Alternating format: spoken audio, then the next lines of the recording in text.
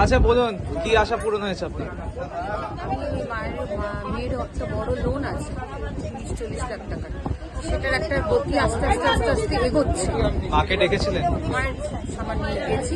সামান নিয়ে গেছিলেন? হ্যাঁ, আছে। আর আমার মেয়ের আসা যাওয়াতে কিছু দুর্যোগ গেল না, হ্যাঁ হ্যাঁ। প্লেনের বড় একটা বিপদ হচ্ছিল, 1.5 ঘন্টা প্লেন ঘুরছিল আকাশে। পাইলটকেও সবাই মানে হাততালি দিয়েছে, যে সেই জায়গায় দাঁড়িয়ে আমি এয়ারপোর্টে দাঁড়িয়ে 3 ঘন্টা 4 ঘন্টা ওয়েট করেছি, নামছিল না। তারপর মায়েরকে ডেকে ডেকে ডেকে ডেকে ওই জায়গায় দাঁড়িয়েছি। মানে আসা যাওয়াতে একটা বিপদ বিশাল ছিল, মাকে সমানে ডেকে গেছি।